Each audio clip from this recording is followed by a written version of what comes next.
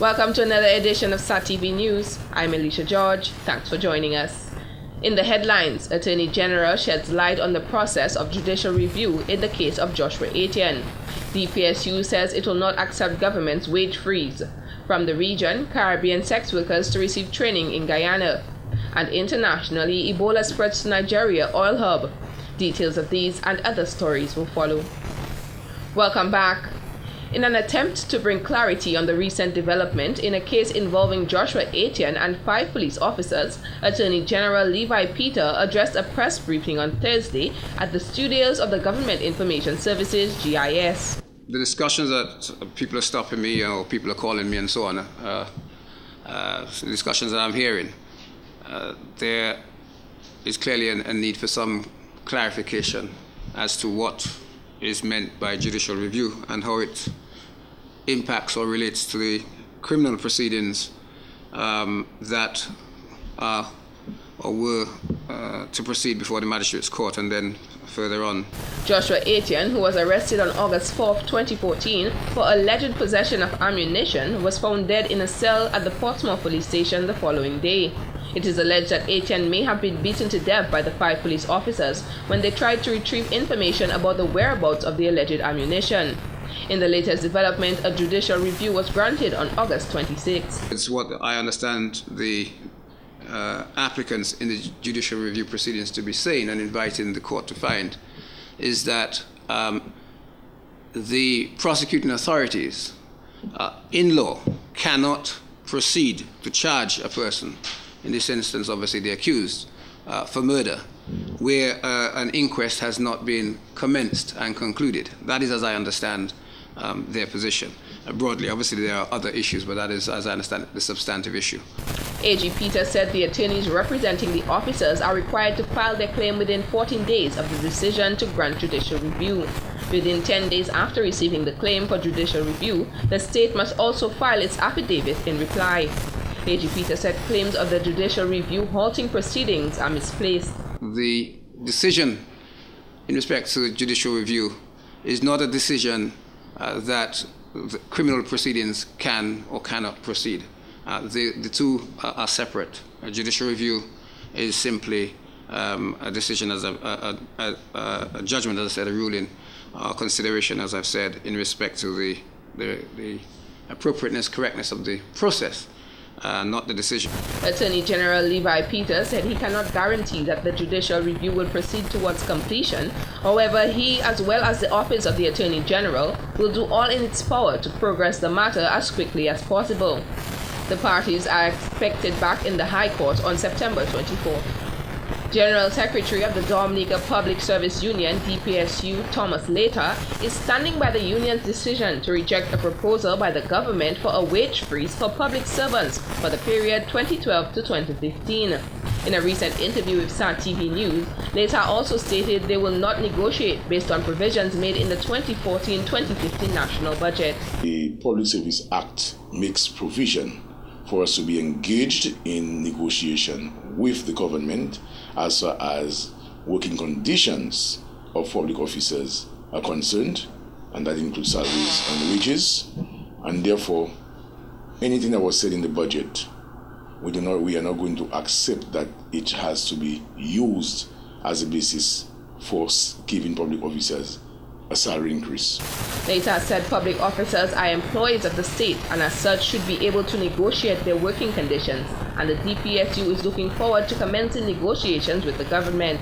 We have made or accepted several wage freezes, and this time around we believe that the state should provide an increase to its employees. In addition to that, we are looking at a number of other non-salary benefits, including contribution to insurance premium of medical insurance premium of members, as well as duty-free concession, and a number of other issues. He noted that the DPSU is proposing an overall 10% increase for the time period, 3% for the first year, 3% for the second year, and 4% for the third year.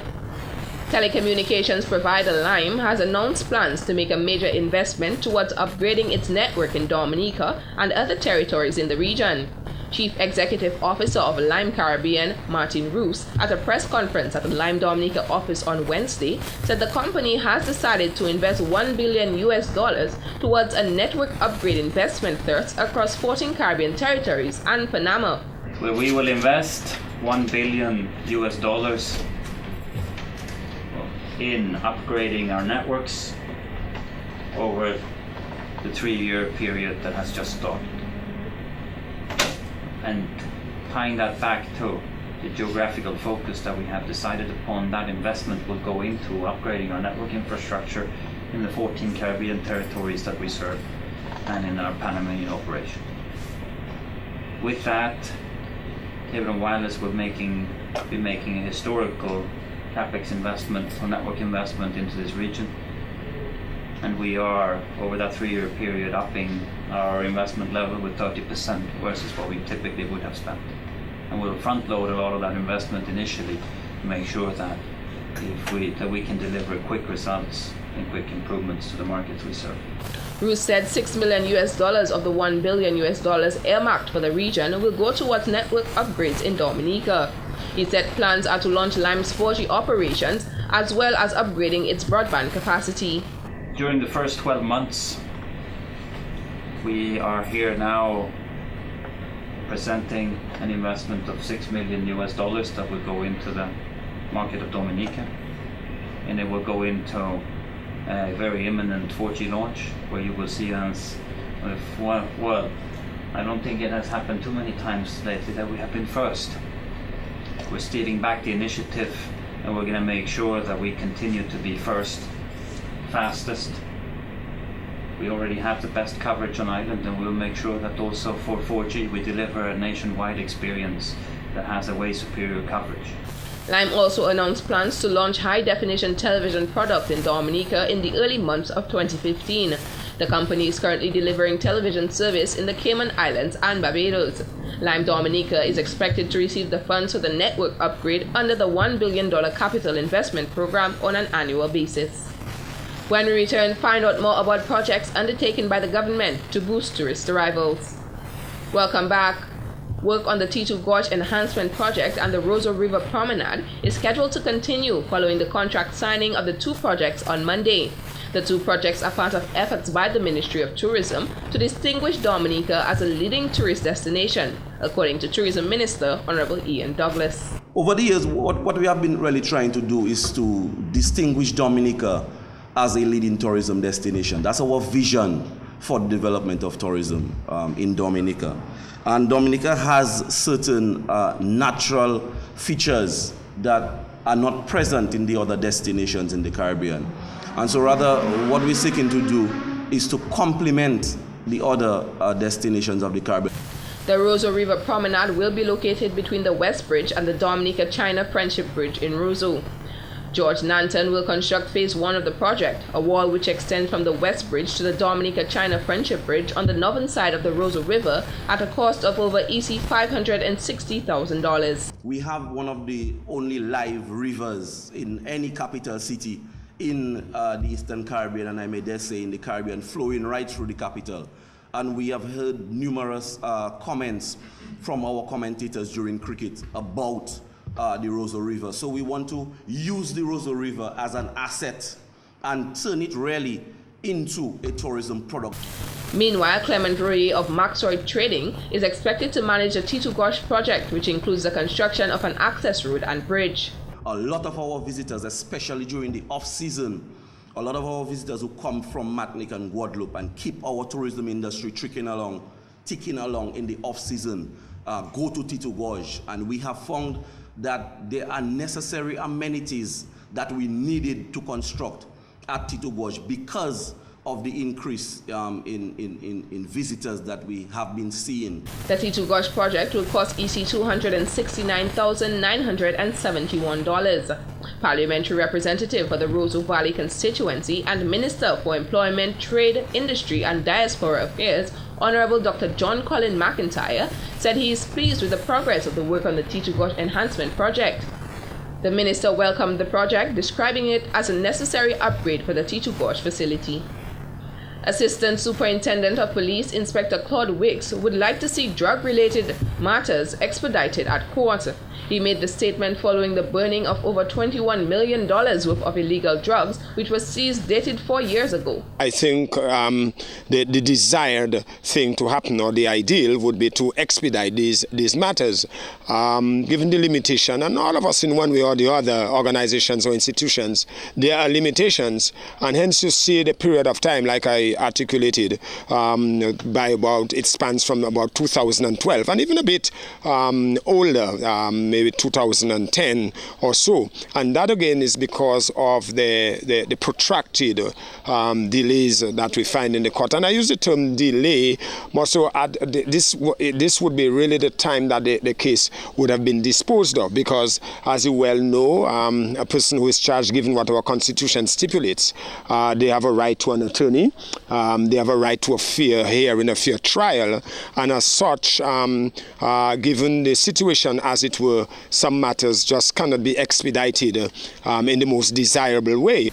He said although there are instances where court matters cannot be expedited, the fact that illegal drugs are being removed from the streets, bushes, homes, sea, and other locations by the police can be regarded as a success. Notwithstanding the delays or the protracted delays, given the situation at the courts, but it's good to know that we have dented those who seek to perpetuate their trade and seek to destroy particularly our young people and the entire system at all. But yes, I think the ideal situation, it would be good to dispose of cases, let us say, within 6 months or 9 months. That's provided people have pleaded not guilty. Where matters have, people have pleaded guilty to the matters, it is immediately disposed of. That is, the facts are being given by the prosecutors, given to the courts, and then sentencing is handed down almost immediately, if you like, but perhaps maybe a 24-hour delay or less. But where there is going to have a trial, then therefore, especially when there are lawyers on board and you have a right to a defense attorney. ASP Wicks stated he is not blaming the lawyers for the delays in such cases, as there are a number of aspects that can contribute to delays. He added all criminal matters should be expedited and not only drug-related matters. Joshua Etienne, the man who was found dead while in police custody, will be laid to rest this Saturday. Etienne, 48, of Portsmouth, died in police custody on August 5th, 1 day after he was arrested for possession of ammunition. 5 police officers, 4 men and 1 woman have been charged with his death. However, the charges have not been officially read to them as a result of an objection raised by their attorneys. Dominicans are being called upon to practice water conservation in their daily activities. Speaking at a scholarship presentation on Tuesday, Edward Regis, Public Relations Officer of Dominica Water and Sewerage Company Limited, DOWASCO, said a lot of water wastage is still occurring in Dominica. Many times we believe because we have a so-called 365 rivers that Dominica has a lot of water. But there are many countries that used to have a lot of water before and they have lost their freshwater resource. And so all of us, every Dominican has a role to play in ensuring that we conserve our freshwater resource. Regis called on schools around the island to help spread the message of water conservation as part of World Rivers Day on Sunday, September 28th. We want to raise awareness about the health of our rivers and what we need to do to ensure that we always have a supply of fresh water. And we do hope that we can work with the schools which we just opened to spread the awareness about our rivers, how proud we are of them, and how we want to continue to conserve them. Regis stressed that the mindset of Dominica having plenty water needs to change, as this poses a threat to the continuance of sufficient sources of clean water. Our rivers. But it's a message to all Dominicans that we all have a part to play in conserving water. Do not waste water at home, at the office, or at school. This is very, very important. Let us change our mindset about Dominica has plenty water, and so we don't need to do anything about it. We have to, because St. Lucia is now rationing water, so is Jamaica, and so are several other Caribbean countries, and we do not want to get to that point in Dominica. He asked that activities such as wet feds be curtailed, as they offer little support in efforts of water conservation. In April of 2013, DOWASCO commenced a community water conservation campaign in light of drought conditions that were affecting the island. This has been the local segment of the news. Coming up next, regional highlights.